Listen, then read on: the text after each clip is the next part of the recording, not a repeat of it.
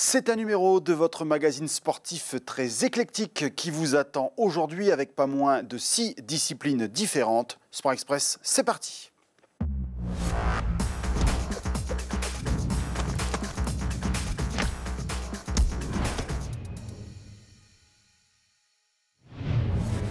Salut à toutes et à tous, ravi de vous retrouver une fois de plus pour votre tour d'horizon hebdomadaire des principaux résultats du dernier week-end. Et on débute sans plus tarder par le football.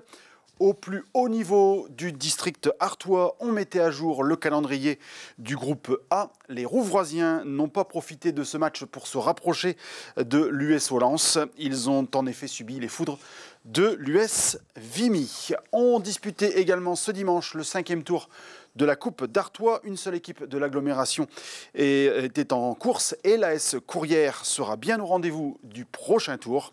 L'ASC a déjoué la logique des divisions pour éliminer la Couture, évoluant 2 crans au-dessus. On passe à présent au football américain. Nos 2 équipes engagées dans la 3e division nationale, celle du casque d'argent, ont connu des fortunes diverses. Les Lions de Carvin s'inclinent lourdement chez les Coyotes de Denain, alors que les Mustangs d'Hénin-Beaumont, grâce à une défense de fer et à 2 touchdowns, sont venus à bout des Spartiates d'Amiens. Ce dimanche se tenait également l'édition 2025 de Courir à Montigny. Les quelques 417 participants aux 3 courses de 10 km, 5 km et 1500 mètres ont pu profiter d'un soleil radieux pour s'adonner à leur passion. Ils ont aussi pu profiter d'une organisation sans faille sur ce parcours urbain. Côté résultat, sur 5 km, c'est Morgane Vigneron qui s'impose en 16 minutes et 2 secondes. Sur la course phare des 10 km, Clément Petit s'adjuge la victoire en 33 minutes et 2 secondes. A noter que la première féminine, Justine Patou, termine en 40 minutes et 40 secondes.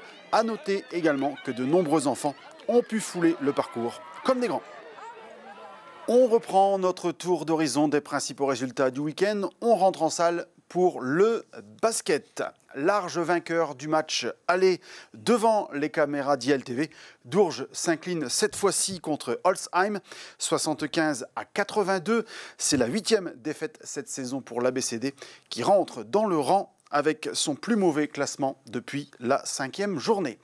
En Régional 3, Hénin-Beaumont a bien rebondi après sa lourde déconvenue de la semaine passée. Le SHB gagne de 5 points contre la Madeleine et remonte à la 2e place. Autre victoire du week-end en basket, celle des filles de Carvin dans leur salle contre Aulnois.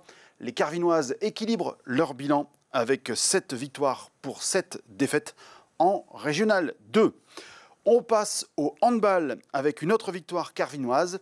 Les garçons de Pré-National dominent Crépy en Valois, 35-26, avec un impressionnant 10/11 au tir pour Benjamin Roy, meilleur buteur de la rencontre. Dans la division honneur, Libercourt continue sa remontée au classement à la faveur d'une 3e victoire lors des 5 derniers matchs.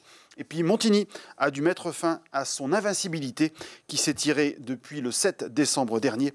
Le MEG handball a été dominé à la Madeleine, 29-45. On termine par un résultat de tennis de table avec la première défaite de Carvin en National 3.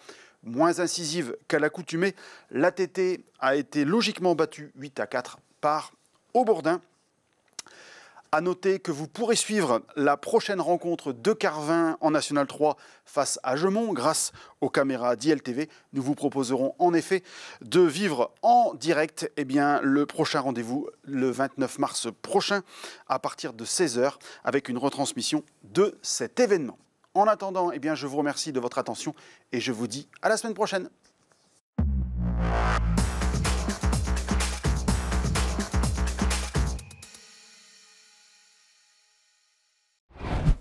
Sport Express, votre magazine sportif, tous les mardis à 11 h 30 sur ILTV.